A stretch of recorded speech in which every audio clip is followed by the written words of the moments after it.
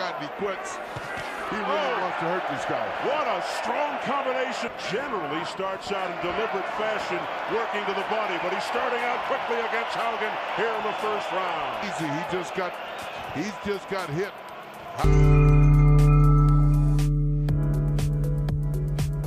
Hello.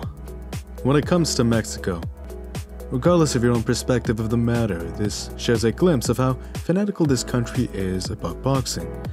Regardless of what anyone says, my experience and understanding has always witnessed discipline and integrity, especially when it came to matters of the heart. With that said, boxing has always been a game deeply entwined with the heart of Mexico. Think about that for a moment, then realize, in poverty's casket, in that furnace of fists, rose one of the greatest boxers to have ever lived. Multiple world champion in 3-weight divisions, super featherweight, lightweight, and light welterweight. The record for most successful world title defenses, 27, with a legendary run of 87 wins, 0 losses up until 1994, where his drug abuse had caught up to him. Julio Cesar Chavez. I had it all. Money, women, fame, cars, yachts, everything a man could want, but it did not give my life meaning. I felt nothing. So, what did I do? The most stupidest thing I could. Oscar Wilde. There are only 2 tragedies in life. One is not getting what one wants, and the other is getting it. Regardless of your path in life, even if you're a gamer, you know firsthand how getting what you want in your game of life is not the answer. Becoming a global elite or finally reaching diamond, it was never enough. Why? On one hand, you're fighting, struggling for this light at the end of the tunnel, and in your desperate attempt to attain, you're miserable, grueling along that path. But at the end of it, if you are lucky enough to clasp what you desire, you realize, after the light fades, the euphoria, the dopamine rush, all of it fades. You're left feeling empty. You realize your true gift was not the result. It was the process towards attaining that result. As miserable as it may have been, as hard, as painful as it was, there was meaning in it. That pursuit, it filled your life full of meaning. But the paradox being, you actually couldn't think of a time when you were happier. This is a story we've seen amongst many who've reached their astronomical height. The success by itself, it was never enough. To compensate for the painful void evoked by a lack of meaning, often we'd see them crumble their whole empire just to get a glint of what they felt chasing everything with nothing. I was sitting here, 400 pounds, a drug addict. By the way, I'd never took a drug in my life until I got to 27. Imagine how much worse it must have been than merely no longer having a sense of meaning. They were at the epitome of struggle, fighting through it for something bigger, lighting up their very being along that process and having their admirers rage along with their spirit as it shone each contest, adding to the energy. It wasn't a normal drop for them. The agony of emptiness must have been that much worse the moment their meaning had left them. With that said, let's take a glance into the legendary Mexican style that had Julio Cesar Chavez shine. Fighting Julio Cesar Chavez was a test of durability, but more importantly, a test of heart. He was not always the best boxer versus opponents, but with constant pressure and head movement, he'd make his way into the pocket, the infight. This world was a true test of one's character. If you're the kind of fighter who's slick, relies on a lot of movement, making reads and setting up shots from a distance, versus Julio Cesar Chavez, if you fall into his game, you might end up waking from a nightmare. After all, Julio's style forces you to move, and as you move, you inch closer to your VO2 max.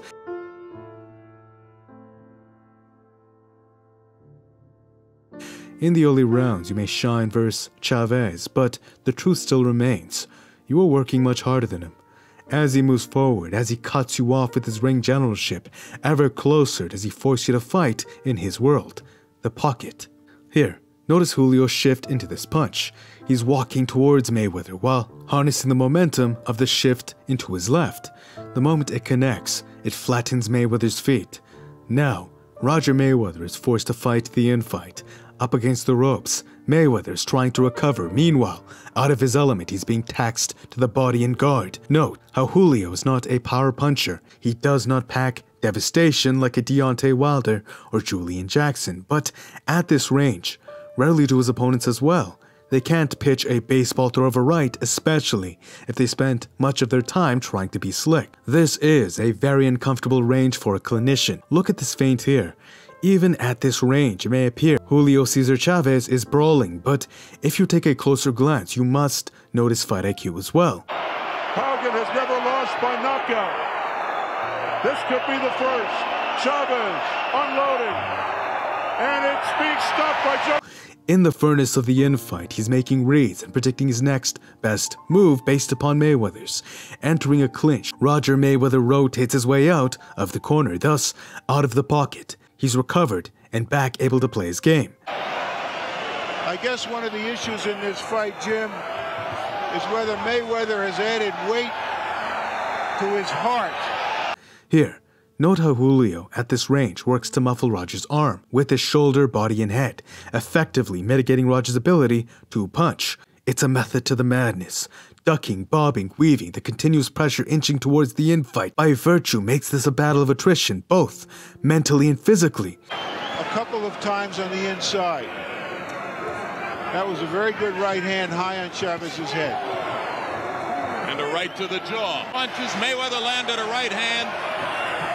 And they're yelling at each other. Mayweather just missed with what would have been a sensational right cross. Here, watch how Julio sets up this punch. Leaning against each other with his head resting on shoulder, Julio transitions to push Mayweather with the crown of his skull, which frees up his arms. He doesn't force the break. He's not merely just tying up. Instead, he's using Mayweather's intention to rest against Chavez against him.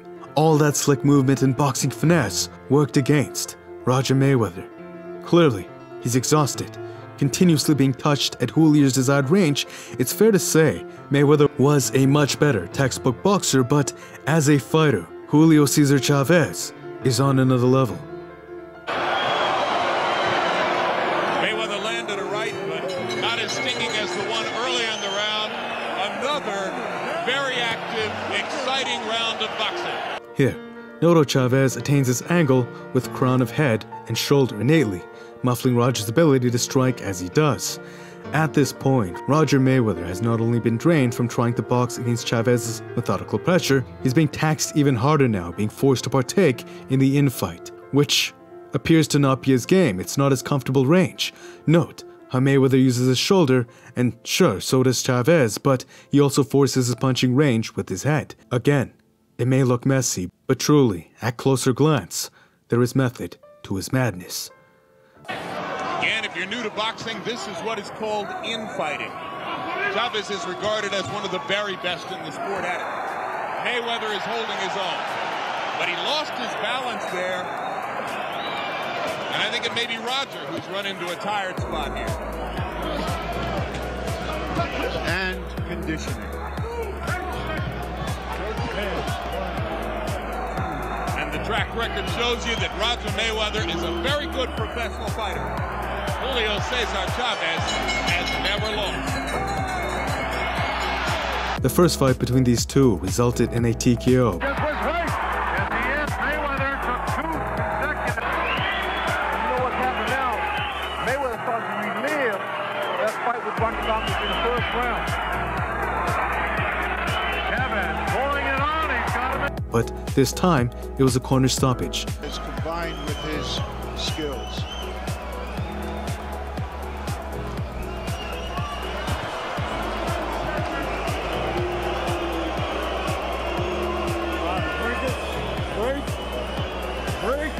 Roger Mayweather is fighting valiantly, but at this moment, as Larry Merchant points out, he's losing.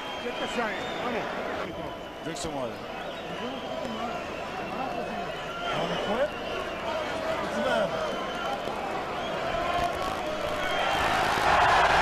There's no shame in knowing your limitations and respecting them. After all, with such a high mortality rate in this sport of boxing, I'd much rather see a fighter live to see another day. I am certain that the fruits of his lessons have paid off in greatness, not just in the Mayweather name, but generations to come. Roger Mayweather made the Mayweather name. Roger Mayweather made the Mayweather name, and I took it to the next level. Julio Cesar Chavez was a star, and to the Mexican people, he remains one eternalized to this day. But his fall from an invincible status shares a lesson to us all, regardless of your path in life. The answer is not attaining everything. The world you seek has always resided in the present moment when immersed in a process that means something to you. Upon this plane, propagating pain to all, the paradox is that euphoria comes to those who can find meaning in it.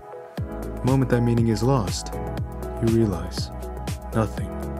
Not all the women, not all the wealth, houses, cars, food, nothing on this material plane can suffice your soul as much as a sense of gratitude and meaning when suffering towards something. That is the great trick veiled over our eyes, the great paradox. When you understand this, you begin to understand that toiling is merely an option. In truth, if you can take gratitude and a smile to your work, from there you begin to realize the heaven you were looking for was here on earth all along. To that end, thank you, Julio Cesar Chavez, for this lesson.